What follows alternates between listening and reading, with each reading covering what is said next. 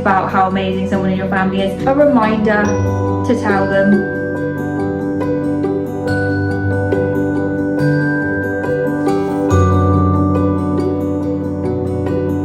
It is officially 1 year today since we moved to Cornwall.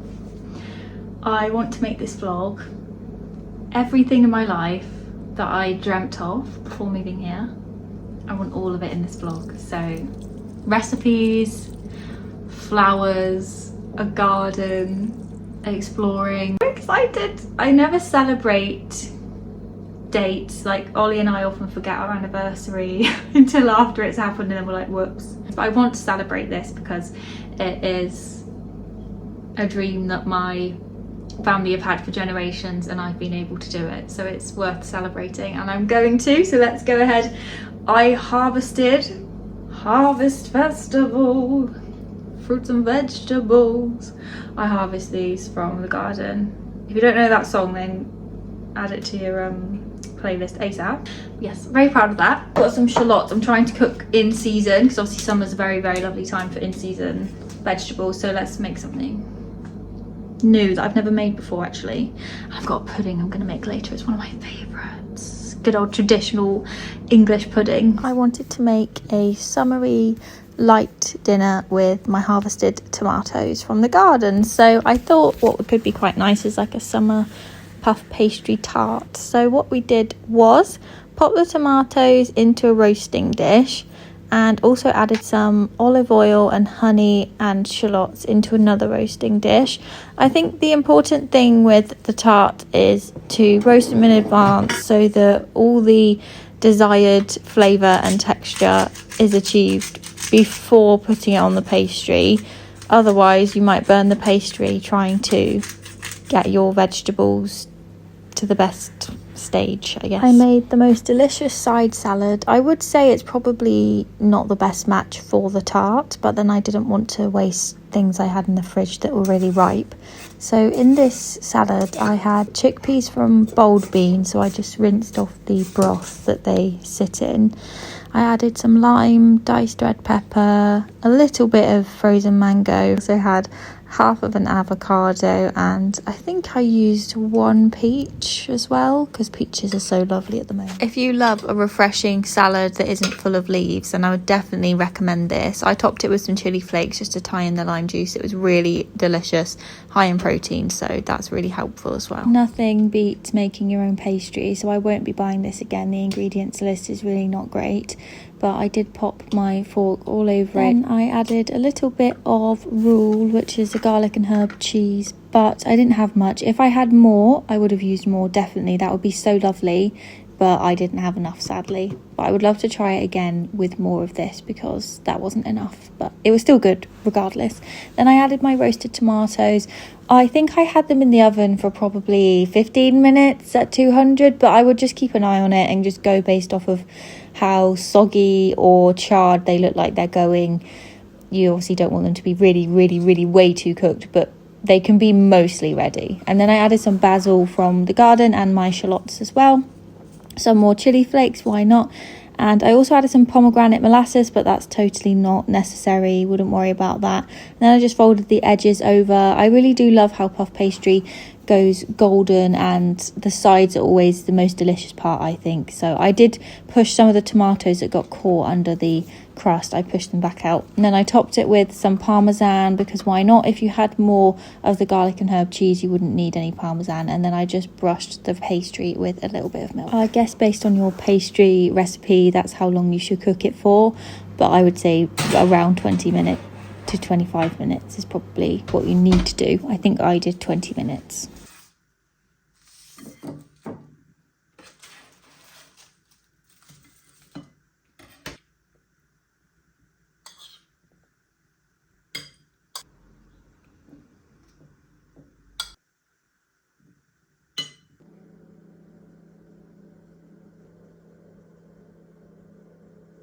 I would love to wait for Ollie to come home from work, but I don't think my dinner should go cold for the sake of waiting. So I know that this salad is a bit random to have with the main event, but it's using up what I've got whilst it's still fresh, so I don't really care.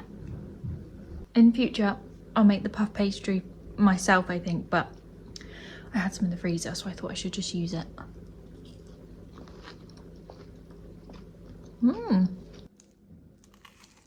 If you're having someone over for lunch, I think that pastry dish is really nice. And also, it's kind of like if you went to a deli or a cafe, you could expect something like that. So I'm actually really impressed because really it's a minimal amount of ingredients, and there's quite a few things I use which you could probably switch out. You don't need pomegranate molasses, you could use balsamic vinegar.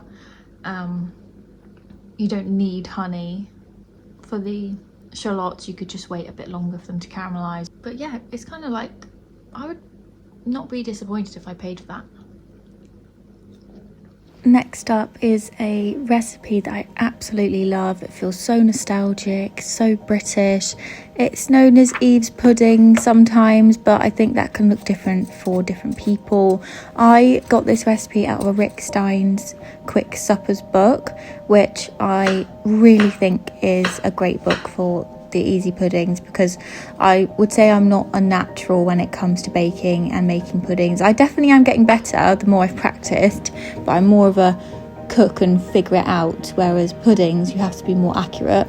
But this is really lovely, and we had it over the course of a couple of days. I did give myself quite a nice healthy portion on the first day though, because I really just was craving the lovely apples and blackberries. This is the kind of weekday pudding that lots of you might remember from childhood, or I know that my grandparents know this pudding really well. I would say the most fun thing about this is that you could go and forage the berries yourself, because I have noticed, I don't know about the rest of the country, but in Cornwall at the moment the brambles are producing fruit now. I do also have an apple tree in my garden, but the apples are really small, so I wondered if anyone could tell me how long they take and what size they're supposed to get to.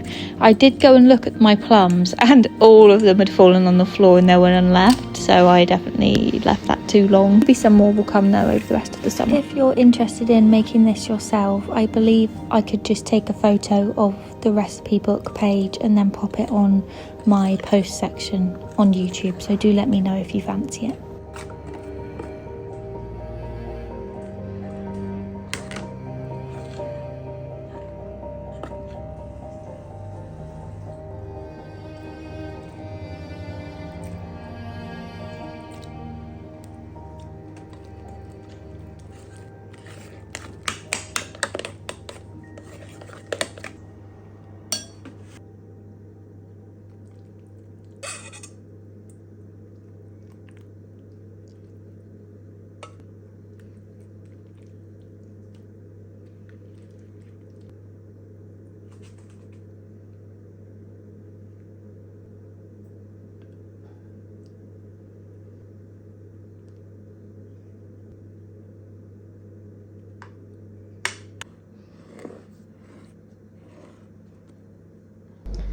I've been in desperate need of implementing more discipline. I think when you work from home and when you don't live near family, it's really easy to serve yourself in the most convenient ways, but convenience isn't a place where I'm gonna be the best version of myself and grow and do the things that I want to do. And because I think a lot, get fatigued with thinking instead of being tired from action. So I've decided no more talk about what I'm going to do, just doing it. So the ways that I'm building discipline is, these are all very basic. Waking up and going to bed at a certain time, getting out early, so once I've woken up, going out straight away kind of thing. I do feel much better for last night and this morning, having a set time and sticking to it. And then also when I don't have any kind of structure, my day doesn't move quick enough, so I don't get stuff done and then my list gets longer. But because there's no actual deadline that anything needs doing, I don't really find joy in doing any of it or most of it, because there's a pressure of lots of other things as well, if that makes sense. Now I want to get anything I'm avoiding doing or that I don't want to do, I'm doing it when I get in from going out in the morning. So trying to get things I don't want to do done by like 12 or 1 o'clock. Like the stuff I want to do or the stuff I need to do but isn't a pressure, I'll do that after. And then finishing work at a set time or finishing editing at a set time, I think is another important thing. So that's my strategy, and I feel better. I want to obviously like grow vegetables, I want to write more, I want to be more creative, I want to cook more recipes, I want to get better at certain things within cooking. There's lots of stuff that I probably don't do because I'm lacking in that structure and lacking in that feeling of, oh, I've achieved something today, I've done that today, I've earned that today. That was something that I was just entirely lacking. Then you don't feel that excited to like get up in the morning because you don't know what you're doing, or like you're not set on doing anything. So then going to bed, I wasn't that tired. Waking up, I wasn't excited. New work that I was getting that I could have felt positive about, I didn't feel positive about it because I wasn't saying to myself, okay, you're gonna get this, this and this done today, or you're gonna spend this long on this. So yeah, it's feeling much better. I'm gonna do more, talk less. He's back with the cream. Yay!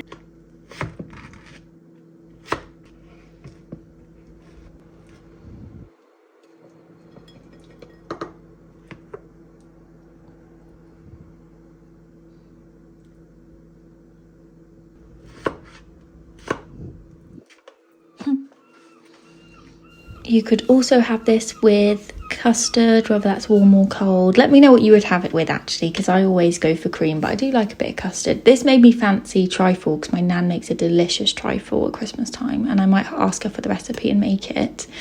But I also love that dessert because sponge and fruit and cream, what a good combo. I treated myself to a lovely bath, candlelit bath after this. It was such a nice evening. And I also wanted to say, does anyone else just absolutely love hearing the seagulls in the back of my videos? Because it makes me so happy. I'm absolutely in love with gypsy. I cannot tell you how happy it makes me every single time I look at it. I'm just doing my makeup and I wanted to tell you something that's absolutely adorable. My little brother is the absolute sweetest, kindest, most thoughtful, adorable child that I've ever known in my life. Sorry to my younger siblings that were also children once, but I'm afraid my little brother is just the sweetest. He's so emotionally intelligent for his age. He's shown more emotional intelligence than me on numerous occasions. He probably is more emotionally intelligent than me, and I try really hard to be, but he's naturally that way. In the same way that my older sister is just so fair, she always on, annoyingly, the right side of any argument. My sister, even if I know I'm being a little bit of a dick, my sister is always fair. She's naturally that way. My little brother, so emotionally intelligent, so gentle, thoughtful. He has this amazing quiet confidence. It's just like mind-blowing. I know most people talk about their family in that way, but these are my genuine most favourite parts about my family. My mum, very, very highly confident and capable. I've never really known my mum to actually not be able to do anything. My mum was really passionate about homelessness, so every day she used to go and take this man that she made friends with food for lunch before she got to work, bearing in mind we didn't have much money ourselves, but she couldn't let him go hungry. She wanted a job in mental health because she was passionate about mental health. She got a job in mental health. She was in a house alone with 12 plus people who were not well, and she'd be alone doing her thing. She's worked with children that have special educational needs. Like, my mum is just the opposite of me in the way that if if you said to my mum, I need you to do this, this and this, I really can't imagine there'd be many things on a list that she wouldn't be able, I can't think of anything she wouldn't be able to do. Me, I would be like, well, I don't like the sound of that and I don't like the sound of this. But yeah, I am very lucky with my family, and people do say this a lot and my nan says it. My uncle, auntie and my mum are all very different people, all very capable, all confident people, but all very different. Me and my sisters, all very, very different people. And I think we've been allowed to fully be ourselves. There's never been a pressure or expectation in my family to be anyone or do anything that you don't want to do. And that is the biggest blessing for me as a young adult, as a teenager. It was the biggest blessing because I've been allowed to explore things that I know for a fact other people that I'm friends with or people that I know, their families wouldn't have just been so confident in them that they let them do what they need to do. My family have always been like that. They've always believed in me, always supported me, and they don't have that, you know, that horrible, I might be like it one day, I don't know, but you know when adults, like when people have children, whether they're adult children or not, and they think they know best for them and they cannot let go and they oversee decisions, and they call it helicopter parenting? I don't know, where you take away a child's independence and their ability to make their own decisions because you feel you know better. There is not a single ounce of that in my whole family. I think I've had one person in my family be concerned about going self-employed once, and it was because they were self-employed and they just said, are you sure? I think that's all I've dealt with, like pushback wise. And it's made me a very fulfilled and happy person. So the reason that I was going on to this topic is because my little brother and my mum, so my family, we have lots of Irish family, and my mum's childhood was filled with them coming over. My granddad has lots of siblings, love having a big family. My mum went to visit some family members, and my little brother, for reference, my friend that passed away, Sean, he also had Irish. His parents were Irish, and he was really proud of that, and it was a big part of his identity. When he used to text me a lot, he would send me the clover, like the shamrock emoji, and my mum said to me before she went to Ireland, is there anything that you want me to bring back? And I said anything with a shamrock on it would be amazing. And then I get a FaceTime call from my adorable, sweet, kind little brother showing me these Wexford silver earrings with clovers on, 4-leaf clovers that he's bought for me out of his own money. They were £30 and he's bought them for me, and he said, Mum told me about Sean. It makes me want to cry. And Sean's funeral was yesterday, and Stanley's bought me those in his memory. My sweet little brother. I'm so lucky with my family and the people around me. Love you to pieces. You are the sweetest boy, and if I don't tell you enough, it's because I expect you to just know, but I shouldn't expect. I should tell you as often as I possibly can. But anyway, I just wanted to say that when you have these thoughts about your family, like you think, oh, they're so fair, they're so understanding, they're so confident, they're so capable, they're so kind, blah, blah, blah. You've got to remind them as often as possible, because we have no idea what's going on in even our closest family's heads. We have no idea what has knocked their confidence that week, what inner thoughts they're having. If you think about how amazing someone in your family is, or your friends or whoever, or someone at work, just a reminder to tell them. I definitely wish that I had spoken to Sean more before he passed away, because there's nothing like grief to highlight how much someone means to you, how special they truly are. It's just my little piece of thoughtfulness for the video.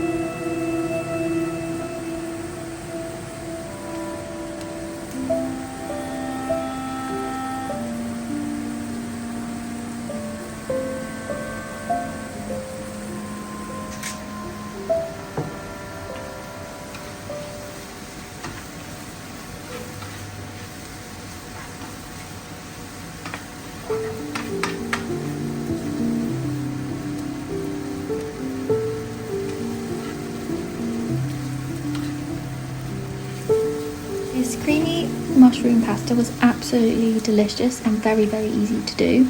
My main tip when cooking mushrooms, you always need more than you'd want to use when it comes to mushrooms, the way they shrink down and the water that they let out. So what I tend to do is put them in handfuls, allow them to cook a bit more, and then put another handful in. If you did a whole punnet into this one frying pan at the same time, it's going to take so much longer to cook, and they'll probably shrink down more because they're all going to lose their water at the same time, cooking their own water. So I find it is the best tip I could give you. I used lemon juice, cream, paprika, chili flakes, mixed herbs, shallots, garlic. Fry all of that up in the process that you see me doing. Look away now, Grant. It's your worst nightmare. And then I added parmesan. We also added cheddar on top at the end because I find that parmesan doesn't always have the strongest flavour. And I also included 1 egg that I'd scrambled up because I actually put this on when the heat is completely off and it's cooled down a little bit because you don't actually want it to scramble. That's like the main thing. Kind of like if you were making a carbonara, you add it in at the very end and you mix it through. Just a little bit of protein. It makes the pasta sauce a little bit silky.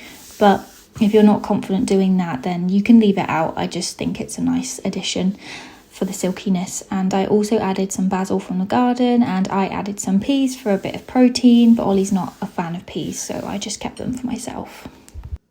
I never use knives, do you? Who uses a knife for pasta? We added a load of cheddar cheese to the top.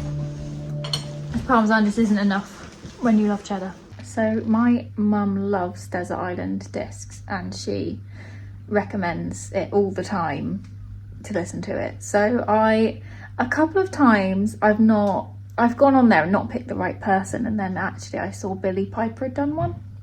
And I'm quite intrigued by Billie Piper, so I watched it and listened to it, and it was really, really good. She's really interesting, and I loved every song choice apart from 1 out of the 5. If you're not familiar with it, most of you probably are, but basically they ask you what 5 songs you would take with you if you were stranded on an island. So I'm slowly coming up with my 5, and I'm trying to pick ones that still feel good to me now. So I wondered if you would do the same thing if you fancied it. Think about 5 songs that would be like your top choices that you would take if you were deserted on an island.